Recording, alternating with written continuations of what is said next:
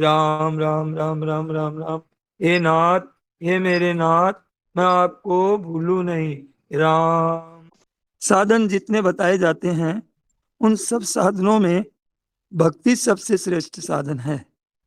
उसमें बात यह है कि साधन भी और साध्य भी, भक्ति साधन भी और साध्य भी। गीता में लोकेस्मिन् द्विविधा निष्ठा, दो निष्ठा बताई है। दो, ज्ञान योगेन और सांख्येन। दो की दो निष्ठा है और भक्ति की दो निष्ठा नहीं बताई है। निष्ठा किसका नाम है? निष्ठा नाम स्थिति।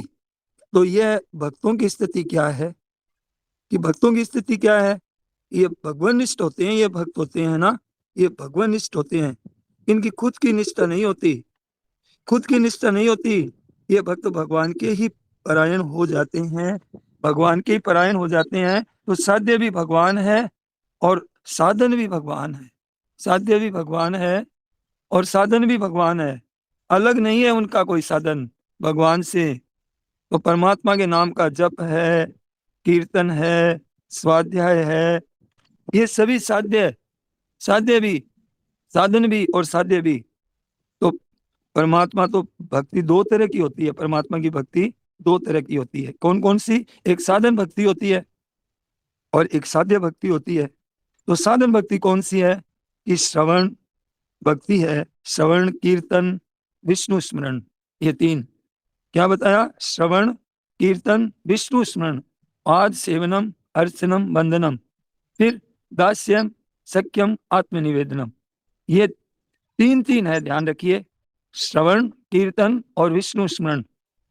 ये थोड़ा सा दूर है, थोड़ा दूर है। कैसे? श्रवण, कीर्तन और विष्णु स्मरण। सुनना, पहले सुना, फिर भगवान में लगा, कीर्तन भजन साधन में, और भगवान का स्मरण में लगा। फिर श्रवण, कीर्तन और विष्णु स्मरण, ये भी आपस में नजदीक में है। श्रवण से आधे नजदीक है कीर्तन, और कीर्तन से नजदीक है स्मरण, और अर्चनम, वंदनम और पाद सेवनम, और उससे भी नजदीक है दास्य, सख्य, आत्मनिवेदनम। ये बिल्कुल पास में है।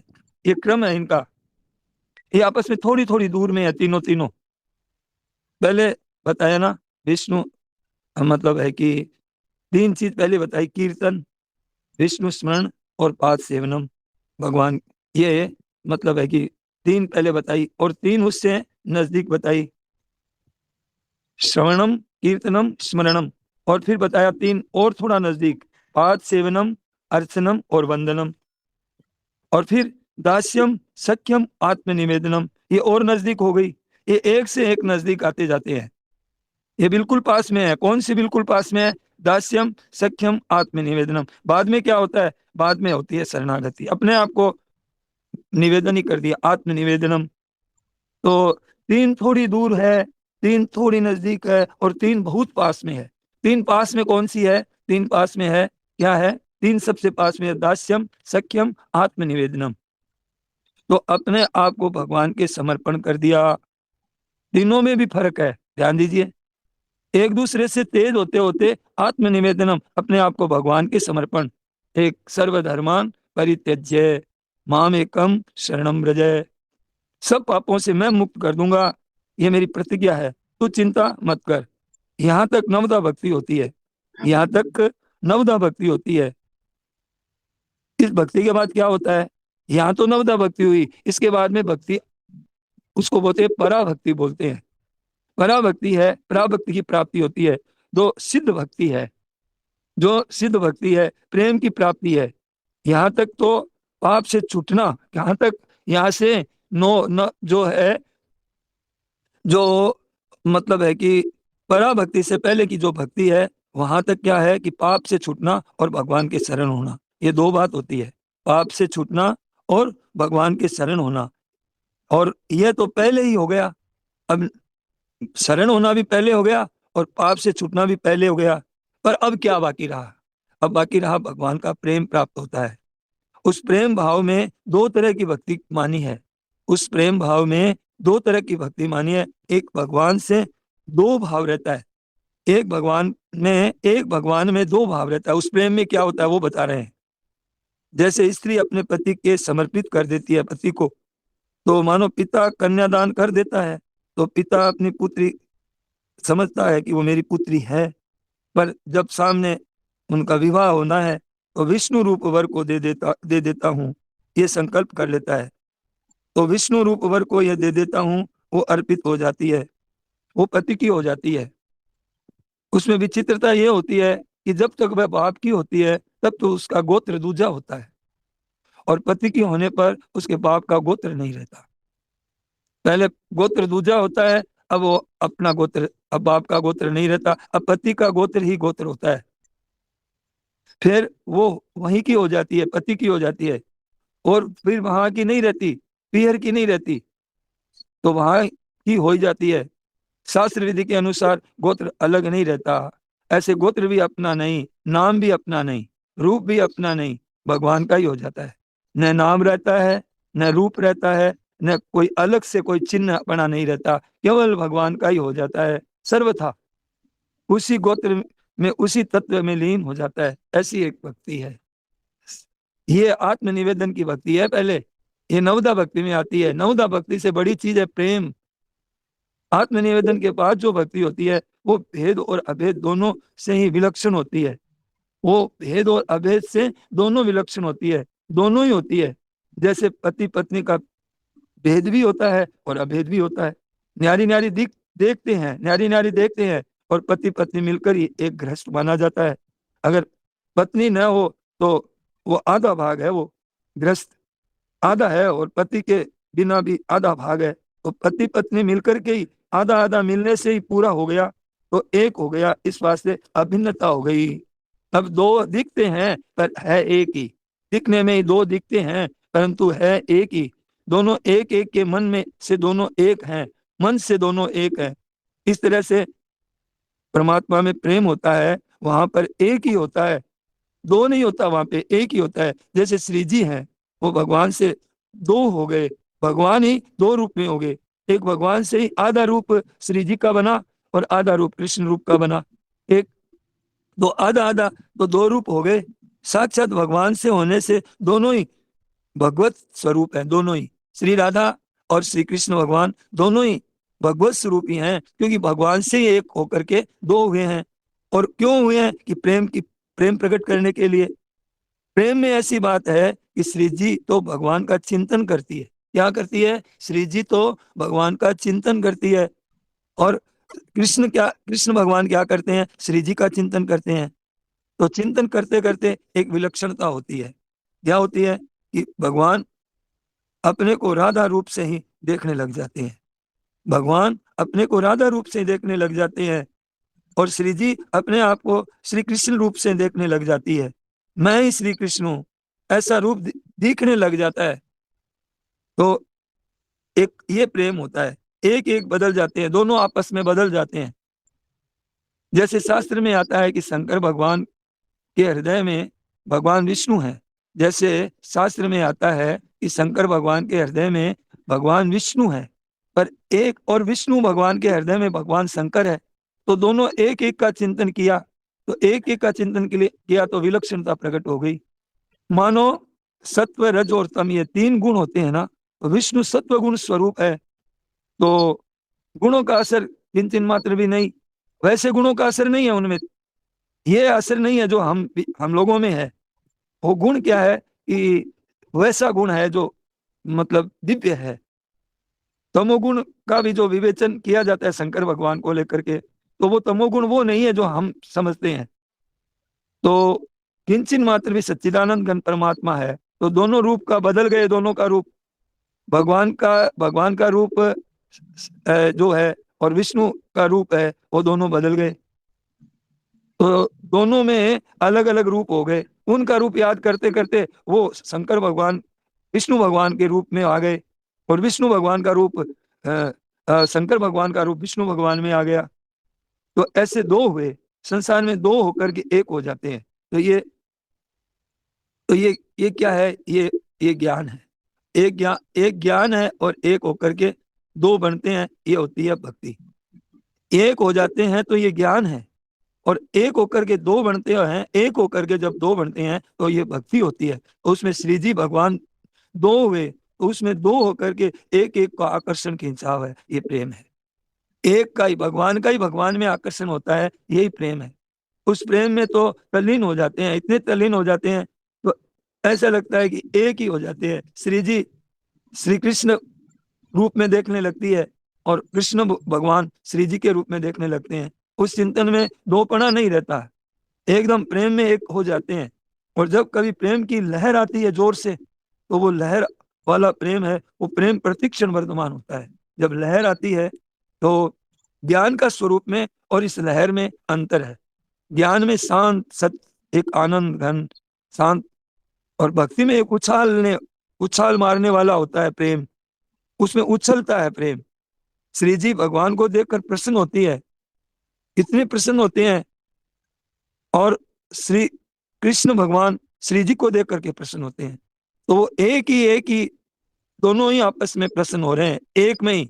इस तरह से एक होते हुए भी वे दो हुए।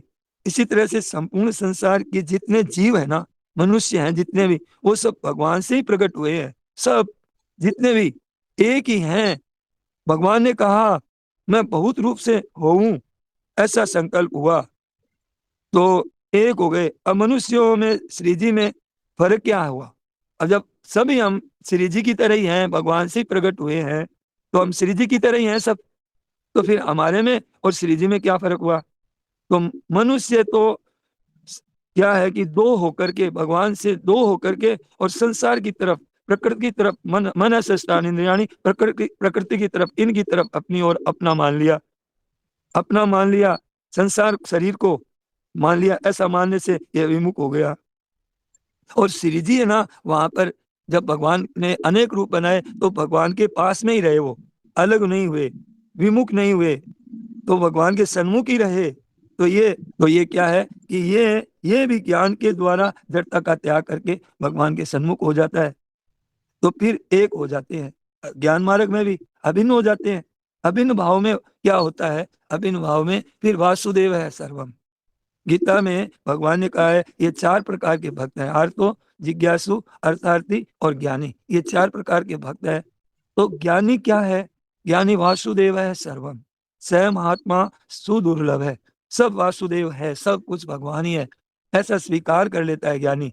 सब कुछ भगवान ही है, सभी भगवान है, मैं अलग हूं, ये बात किंचित मात्र भी नहीं रहती। अभी हम अगर ये चाहे कि भाई भगवान के सन्मुख होना चाहें और श्री जी की तरह होना चाहें, तो वो भी, अभी ये मनुष्य शरीर में हमें एक अवसर मिला है फिर वापस, तो ये भगवान बीच बीच में ये मनुष्य शरीर देते हैं। तो ये क्या है? यही कि मैं और तू अलग अलग नहीं है, मेरे से ही तू प्रकट हुआ है, तो मेरी तरफ ही आओ। तो और भगवान इसका ये बताते हैं, सिद्धांत बताते हैं कि सब कुछ भगवान ही है, ऐसा स्वीकार कर लो, सभी भगवान ही है। जैसे पहले ही क्या था? पहले एक भगवान ही थे, फिर भगवान ही है, और अभी क्या है? अभी अनेक रूप से भगवान ही प्रकट हुए हैं, तो सभी तो मैं ही हूँ, ये सभी वासुदेव ही है, सभी सच्चिदानंद घन परमात्मा ही तो हुए। ये अभेद भक्ति क्या है? क्या है अभेद भक्ति? क्या है? ज्ञान, वो अभेद भक्ति है। और इस भक्ति के, अब इस भक्ति में अभिन्नता होती है, मानो भिन्नता नहीं है, अभिन्नता। अभिन्नता का अर्थ मानो भिन्नता नहीं है, वो भेद भी अभिन्न की तरह ही है। वो भेद दिख रहा है ना श्री जी और श्याम सुंदर का, तो ये श्याम सुंदर का और श्री जी का भेद अभिन्न दिख रहा है एक ही तत्व है अभिन्नता में। तो अभिन्नता में एकता है एकदम। और तो ज्ञान से भी है ना, ज्ञान योग से भी है ना, ये क्या, ज्ञान योग से भी गाढ़ एकता का अनुभव हो सकता है। तो एकता, एकता भी प्रेम का है। तो ये जो मतलब रस लेने के लिए दो भाव हो जाते हैं, प्रेम का रस आस्वादन करने के लिए श्री श्याम सुंदरी श्री जी के रूप में और अनंत रूप में प्रकट हो जाते हैं कि कोई भी मेरे से प्रेम करो, कोई भी।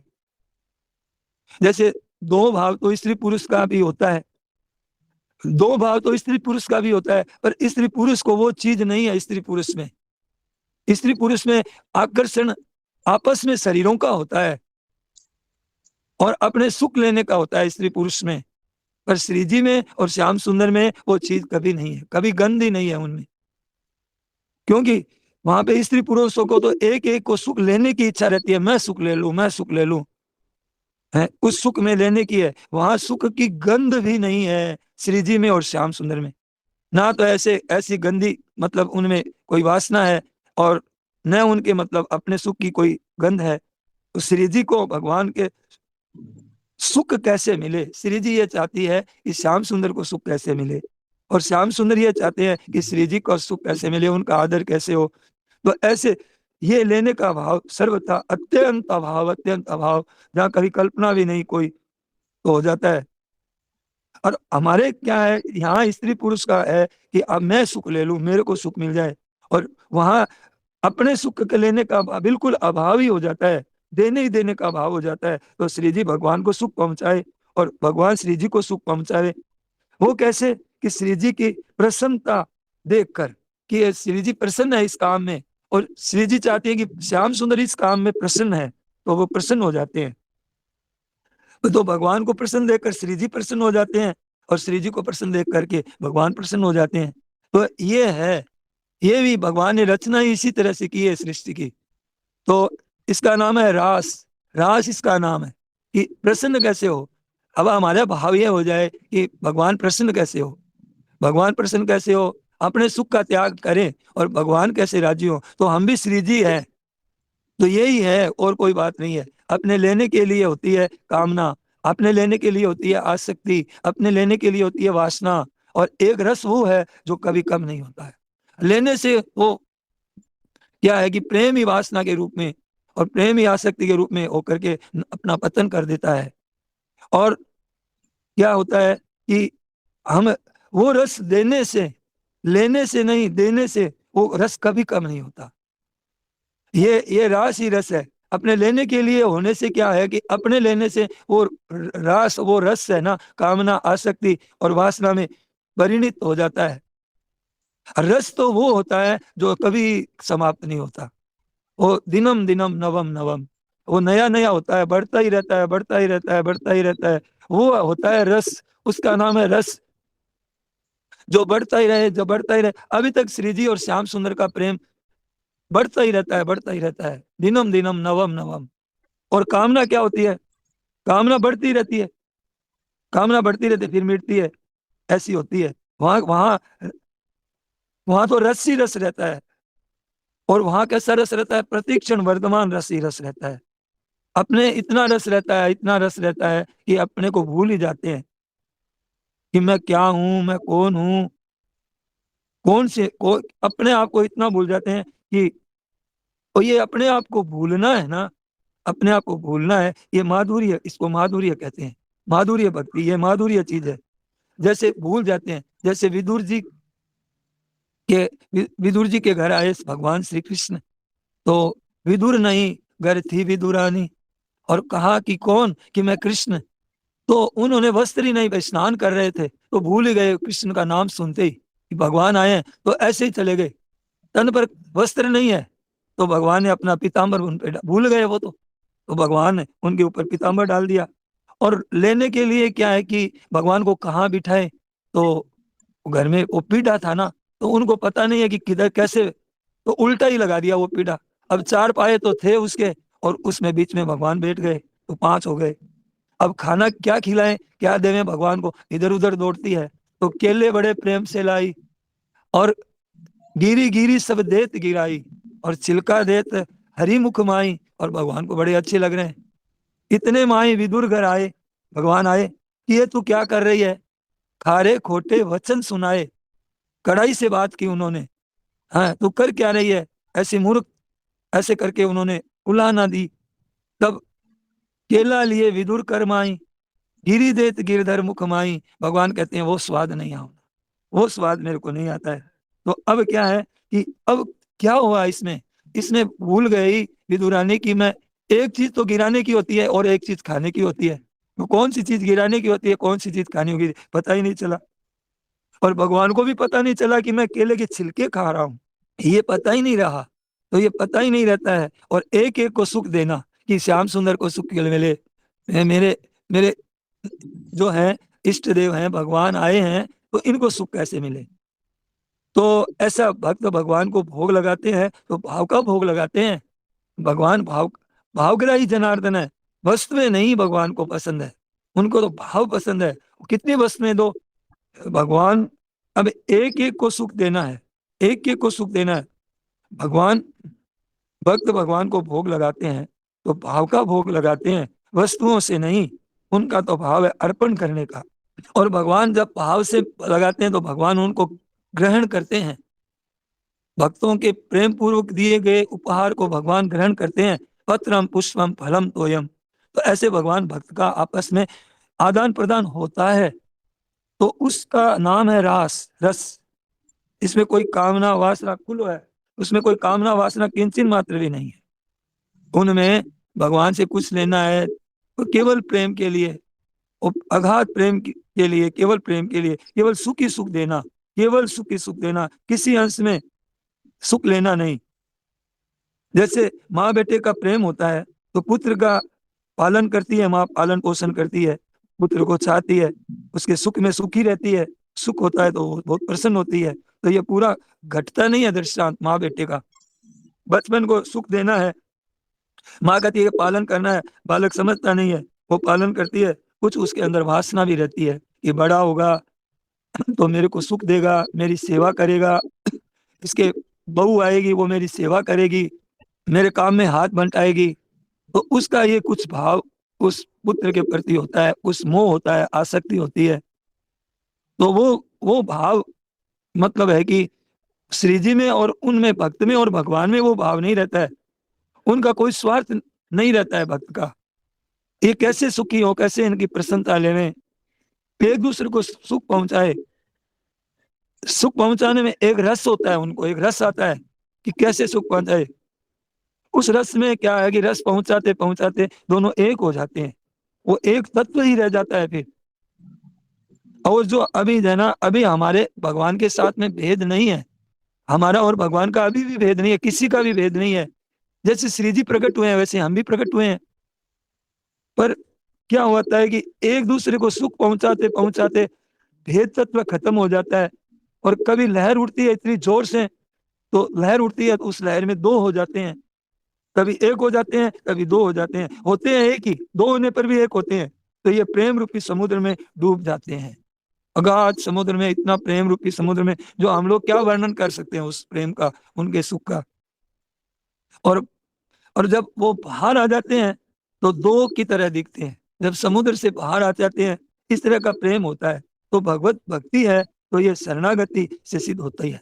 पहले क्या हुआ, पहले हम लोगों ने पढ़ा ना, पहले मतलब श्रवण कीर्तन विष्णु स्मरण, फिर अर्चनम वंदनम पाद सेवनम और सख्यम दास्यम आत्मनिवेदनम। तो आत्मनिवेदनम ये है अंतिम चीज, अंतिम चीज है ये आत्मनिवेदनम। यहाँ तक पाप ताप सब शरणागति सब यही समाप्त हो जाती है। न पाप है न शरण है, वहां पे बस भगवान और भक्त, वो एकता का अनुभव हो जाता है।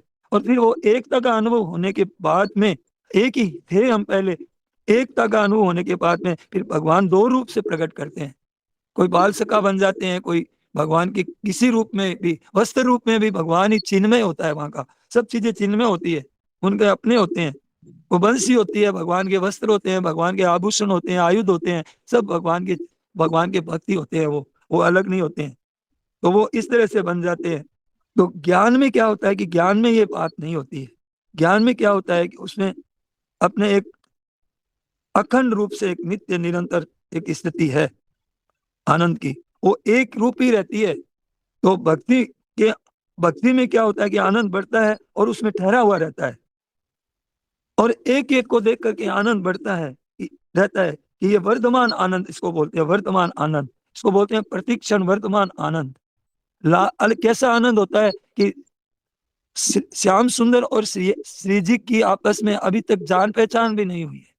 कितनी आश्चर्य, लाल प्रिया बिच भईना चिन्हारी, इतने युग बीत गए हैं, आपस में इनका परिचय ही नहीं हुआ है। इतना है ये प्रेम, पहचान ही नहीं हुई है।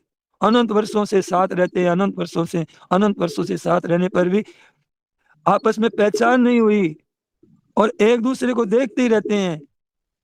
मानो दोनों को देखते देखते मानो कबहू मिले ना, मिले ही रहते हैं, रहते तो मिले ही रहते हैं, हमेशा मिले रहते हैं, कभी अलग नहीं है। और मानो कबहू मिले ना, इतनी मतलब है कि अपने में इस तरह से पहचान ही नहीं होती। जो पहले पहले मित्र मिलते हैं तो वर्षों के बाद में तो एक आनंद होता है, और मिलने का आनंद थोड़ी देर, थोड़े दिन में ही, रात में कम हो जाता है। पर यहाँ कम नहीं होता है, यहाँ तो बढ़ता ही रहता है। मिलने का आनंद बढ़ता ही रहता है, बढ़ता ही रहता है। वो अक्षय आनंद ऐसा होता है, वो विलक्षण आनंद होता है। आनंद ही आनंद, आनंद ही आनंद, असीम आनंद, अपार आनंद। उसमें क्या है कि दुनिया मात्र वो शांति पहुंचती है। वो जो मिलन होता है, श्री राधा कृष्ण, हम कीर्तन करते हैं, राधा कृष्ण सीताराम सीताराम, गौरी शंकर, तो इनका प्रेम है ना, वो साधारण प्रेम नहीं है। वो उनसे दुनिया मात्र को आनंद होता है, उनके मिलन से, उनकी लीलाओं से, उनके गुणगान से, उनके नाम से हमारी हमारी कामना वासना आसक्ति है मिटती है संसार की। आप समझते हो कि बालकों के प्रति स्नेह होता है ना, ऐसे संत महात्माओं को देख करके जिनके भीतर में भाव भक्ति है, उसको एक आनंद आता है। जैसे हम महाराज जी को देखते हैं, याद करते हैं, सेठ जी को, भाई जी को, महाराज जी को याद करते हैं, तो एक आनंद आता है, आनंद आता है उनका। वो उनकी स्मृति है ना, आनंद देने वाली है। वो हमारा निस्वार्थ है, वो उनमें निस्वार्थ स्वार्थ नहीं होता है संत महात्माओं में, तो वो उनमें कहीं मोह आसक्ति ये नहीं है, तो वो हमें अच्छे लगते हैं। और हमें संतों से कुछ लेना नहीं है, तो वो संत अच्छे लगते हैं। और इनकी सेवा बन जाए, इनकी सेवा कैसे हो, इनकी प्रसन्नता कैसे हो, हमारे मन में रहती है। केवल एक ही एक सेवा हो, इनकी सेवा हो, उसकी सेवा हो, एक नमूना आपको बताया है महाराज जी ने। हम तो महाराज जी बहुत अच्छे लगते हैं, अभी भी अच्छे लगते हैं, उनकी वाणी अच्छी लगती है, उनका याद अच्छी लगती है, उनका जो स्वरूप है, वस्त्र जो पहने हुए हैं महाराज जी का, जो, तो आते थे महाराज जी, बैठते थे, बात करते थे, किसी से हंसते थे, तो अभी भी अच्छे लगते हैं। तो ऐसे ही ये क्या है कि यही प्रेम है, यही प्रेम है जिसे स्वार्थ की गंध ही नहीं है, तब वो आनंद आता है, ऐसे थोड़ी आता है। ये प्रेम का आनंद है। शरणागति होती है तो ऐसे भगवान के शरण हो जाए तो एक सुगम है ये शरणागति बहुत सुगम है साधन, बहुत श्रेष्ठ साधन है, बहुत अच्छा साधन है। एक कठिनता एक है इसमें कि क्या कठिनता है कि मैं कुछ कर सकता हूँ, मैं भजन कर सकता हूँ, मैं साधन कर सकता हूँ, मैं साधन करके ऐसा हो जाएगा, ऐसा कर लूंगा, ये अहम होता है ना। यही तो इसलिए कहा कि आत्मनिवेदनम, आत्मनिवेदन तक अहम रहता है कि मैं कुछ कर लूंगा। तो आत्मनिवेदन होने के बाद में फिर अहम नहीं है, फिर तो वहां भगवान है, तो शरण हो गया। जैसे कन्या का दान करते हैं तो उसको पति ग्रहण करता है, जब तक ग्रहण नहीं करता है तब तक तो दो गोत्र हैं, अब जब ग्रहण कर लेता है तो बस बाद में फिर गोत्र दो नहीं रहते हैं, फिर एक पति और पत्नी का गोत्र एक हो जाता है।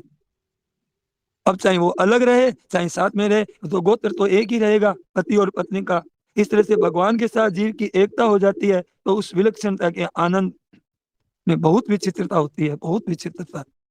एक हो जाते हैं, जब भगवान के साथ जीव की एकता हो जाती है हमारी, तो फिर उस विलक्षणता के आनंद की बहुत विचित्रता होती है।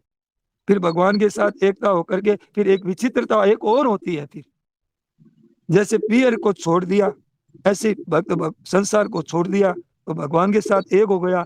एकता की विलक्षणता बढ़ते बढ़ते बढ़ते बढ़ते ऐसी हो जाती है कि फिर संसार की जड़ता ही मिट जाती है।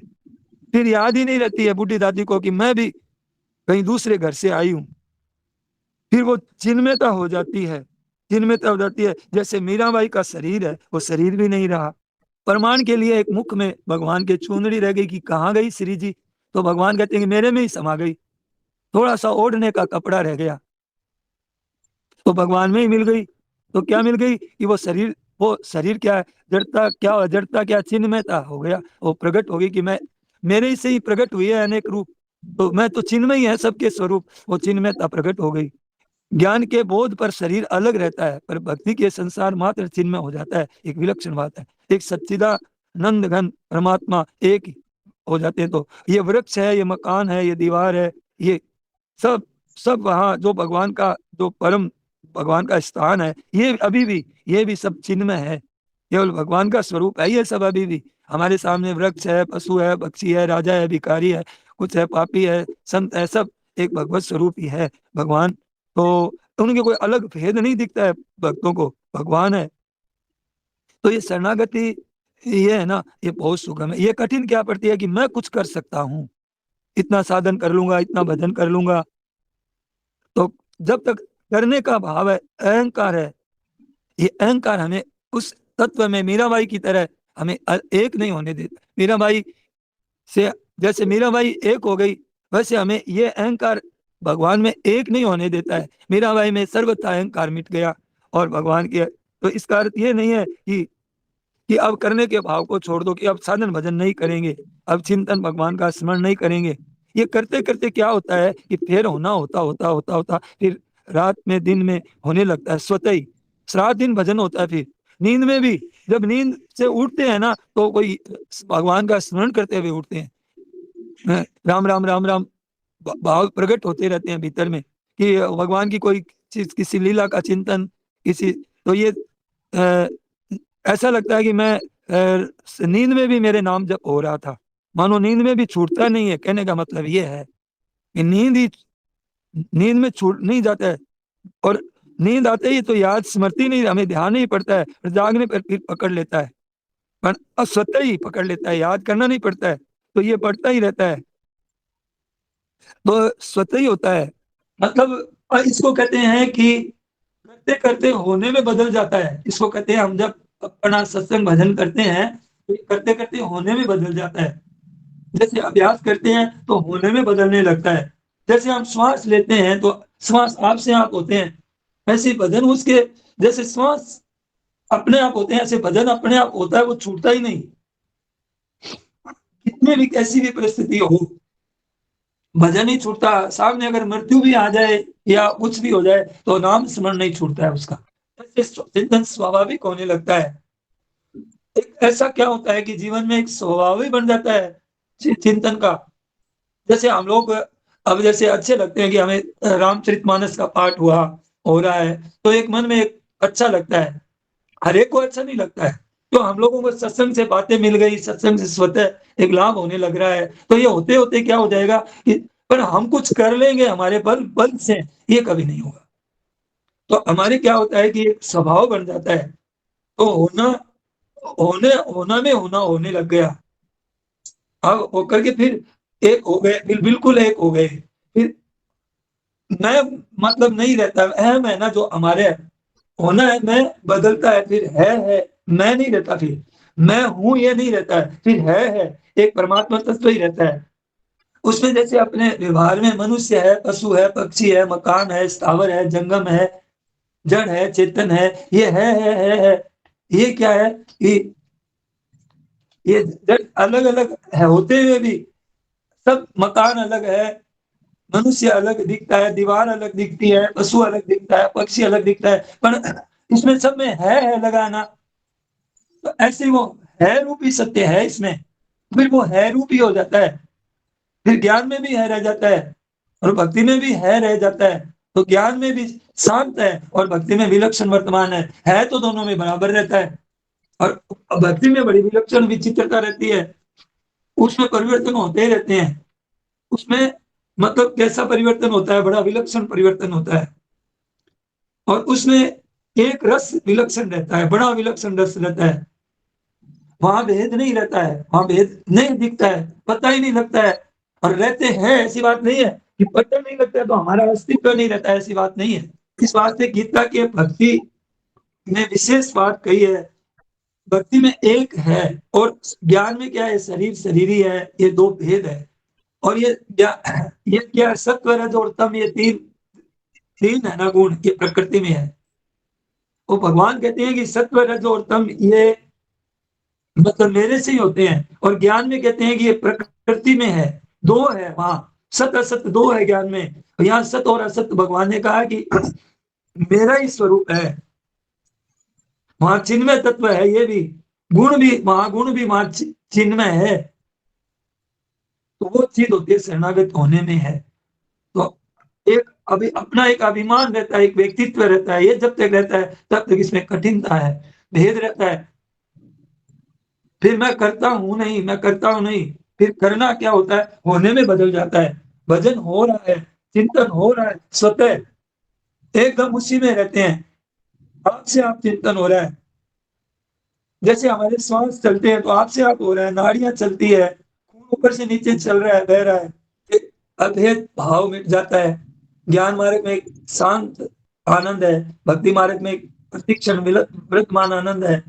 होने लग जाता है, अपने आप होने लग जाता है, जब नहीं करना नहीं पड़ता है, यही खास बात है। जब करना नहीं पड़ता है, रुकता नहीं है नाम, जब रोकने पर भी नहीं रुकता है, आपसे आप होने लगता है।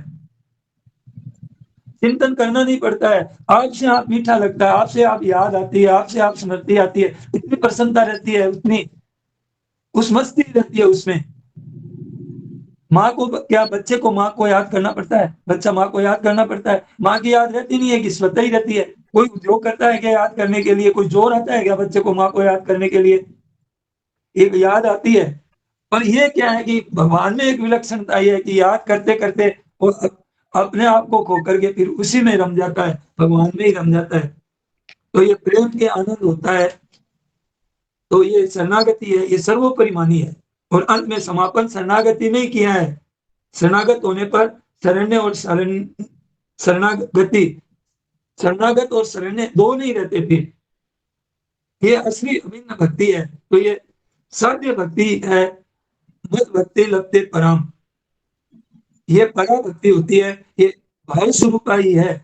फिर उसमें लीन हो जाते हैं, साथ मस्ती, उस मस्ती में कभी वो रोता है, कभी हंसता है, कभी वो मतलब ऐसे वाह गदगदाहट उसके भीतर में है ना, इतनी प्रसन्नता रहती है ना। तो बहुत वाह गदगदाहट द्रवितम यस्य चित्तम, उसके चित्त में इतनी प्रसन्नता रहती है, उसके कंठ रुक जाते हैं, बोलना चाहता है बोल नहीं सकता, कभी हंसता है, कभी गाता है, कभी नाचने लग जाता है। लोग देखते हैं कि अरे, लोग लोग देख रहे हैं उसको, उसको ख्याल ही नहीं रहता, न उसको कोई लज्जा आती है, न कोई शर्म आता है, क्या बोलता है उसका ख्याल ही नहीं है। संसार उसके लिए नहीं है और वो संसार के लिए नहीं है। जैसे लौकिक कहावत है, गांव गिने न गेला न गेलो गिने न गांव ने। पागल आदमी होता है ना, वो गांव को गिनता है क्या, वो अपनी मस्ती में रहता है, और गांव वाले उसको कोई गिनते हैं क्या, अरे पागल है, ऐसे ही चलता है। इसी तरह से संसार है नहीं, हरदम भगवान में ही रहता है, और है ही नहीं, संसार है ही नहीं, भगवान ही है। अलौकिक बात है, कभी विवेचन करने लगता है और कभी हंसने लग जाता है, और कभी मतलब है कि ऐसे बालक की तरह खेलने लग जाता है। एक मस्ती रहती है, मुझे किधर जाना है कुछ पता नहीं है। तो मद भक्ति युक्त तो भुवनम पुनाति, ऐसे जो भक्त होते हैं वो त्रिलोकी को पवित्र करते हैं, संसार को पवित्र करते हैं। आज हमारी शांति है तो इन भक्तों के कारण है।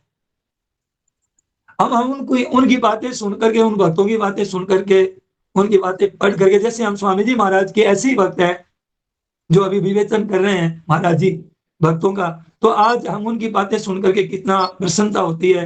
एक सुबह सुबह ही उनकी बातें सुनते हैं इतना मन लगा करके, भाव से, श्रद्धा से, कि हमें ऐसा लगता है कि इससे बढ़िया तो कोई बात हो ही नहीं सकती। तो हम अपने आप को दे देते हैं, महाराज जी को दे देते हैं, अपने आप को दे दिया हमने।